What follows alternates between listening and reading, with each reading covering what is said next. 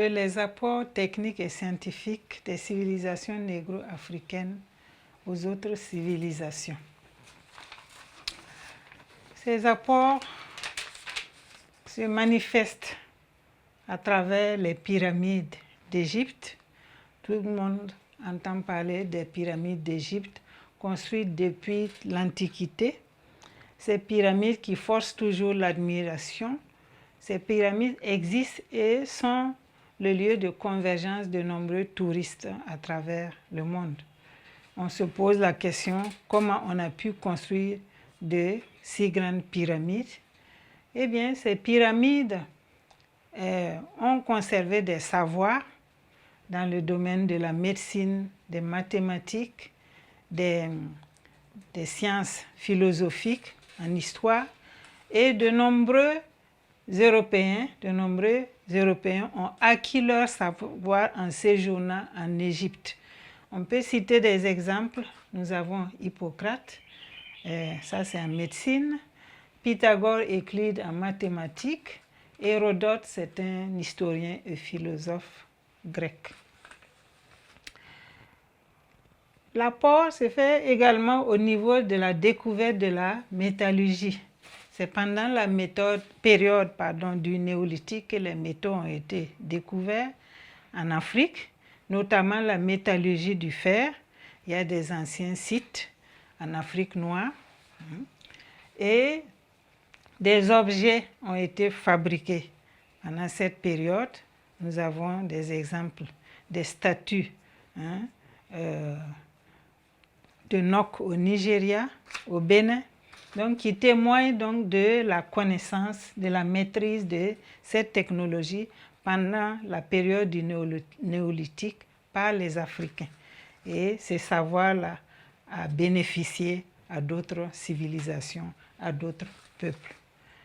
Nous avons également les techniques de tissage, de la sculpture, des peintures, de la poterie.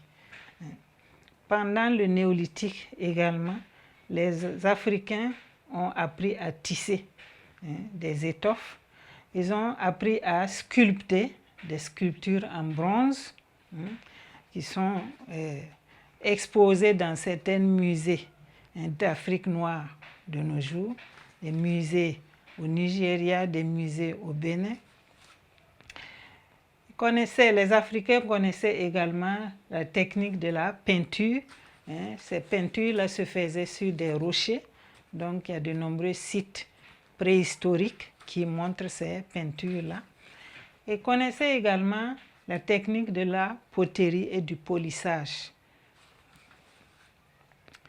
Les Africains, de la période précoloniale, connaissaient la science de la toxicologie avec l'utilisation des sucs de plantes ou des venins de serpents, etc.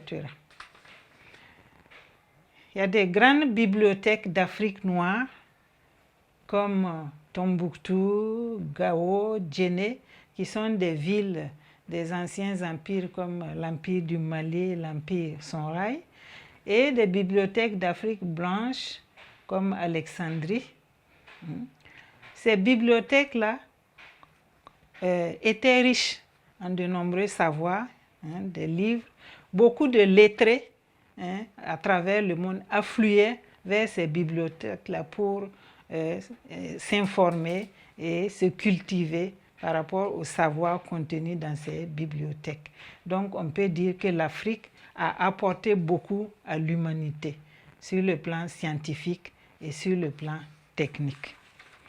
Nous pouvons également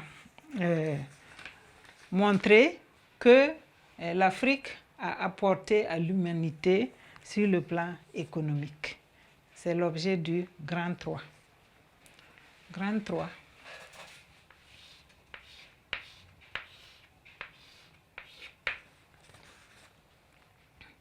L'influence, on va regarder les apports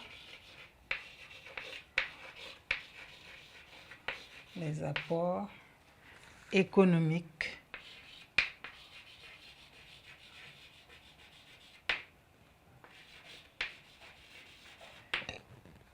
des civilisations négro-africaines.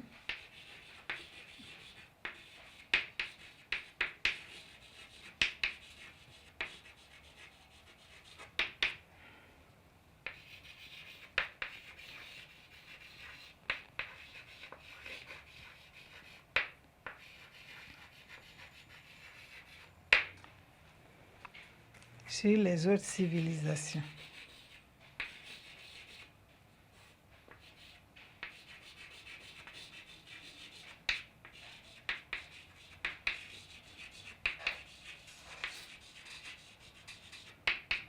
Plan 3, les apports économiques des civilisations négro-africaines aux autres civilisations. Cette influence économique s'est faite à travers les techniques culturelles comme l'irrigation, comme le drainage. Nous savons que ce sont des techniques maîtrisées depuis l'Antiquité en Égypte. Ça a permis le développement de l'agriculture à cette époque pour nourrir les privilégiés et les pauvres. Et donc ces techniques-là ont impacté le développement de l'agriculture dans le monde. Le deuxième aspect de l'influence économique, c'est à travers l'exploitation de la main-d'œuvre noire en Amérique. Cette main-d'œuvre noire se retrouve en Amérique à cause de la traite négrière qui, du XVIe au XIXe siècle, a fait partie de l'Afrique plusieurs milliers d'Africains.